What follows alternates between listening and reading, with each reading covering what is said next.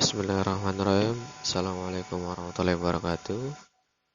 We are going to present our presentation. The title is minimum spending tree. Before we going to presentation, let me introduce my group. My name is Farid Wahyudin, and my friend is Sulthan, Faiz, Zahran, and Mahfudz Azwar. The meaning of minimum spending tree. Minimum spending tree is a theory that is very useful to help people work in everyday life. So, this theory is very important to study. However, not many people know about how the minimum spending tree works. So, to make it easier to learn and understand this theory, I will visualize practice our points, connecting line and their weights into a graph, and then gradually display the process of finding the minimum spending tree of the graph. The minimum spending tree has very wide application in the real world.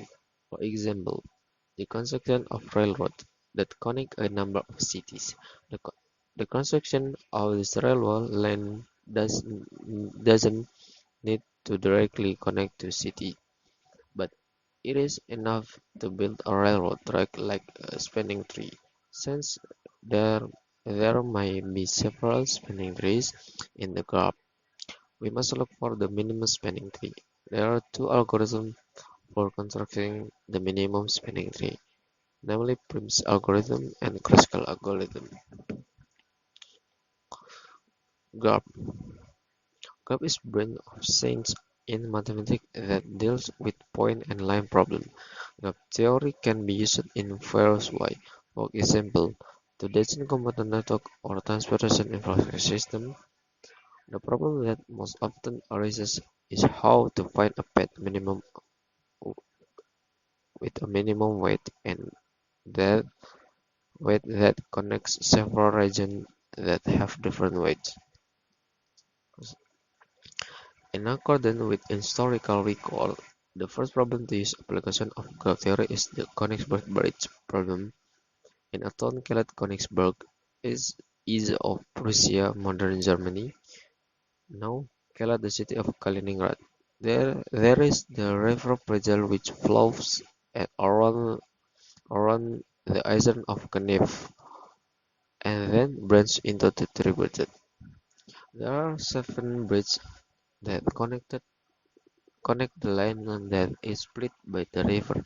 The problem with the Königsberg Bridge is is it possible to go through the 7 bridges exactly one each and return to the original place? Some city developers argue that it is not possible to go through each bridge only once and return to the place of origin of departure, but they cannot explain the reason for the answer, except by trial and error.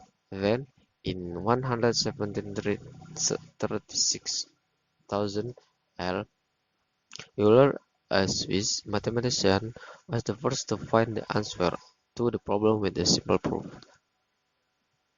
He models the problem into a graph, line, points connected by a bridge, is represented as a point called vertex and a bridge is represented as a line called an edge. Each point is labeled with the letter A, B, C, and D. The graph made by Euler is shown in figure 2.1b. Next, algorithm. The whole algorithm is gradually used as a method of calculation or computation in general. Thus losing the meaning of the word. According to Renaldi Monnier, an algorithm is a sequence of logical steps in solving a problem that is arranged systematically. According to KBBI, algorithm is a logical sequence of decision-making of problem solving. So, based on the two meanings of algorithm above, it can be concluded that algorithm is about them. And there are many more definitions about algorithm. Algorithms are not only related to the computer but algorithm is also applied in everyday life.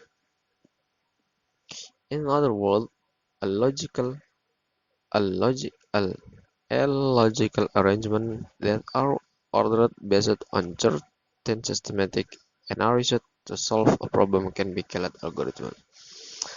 Okay, next my friend is gonna explanation.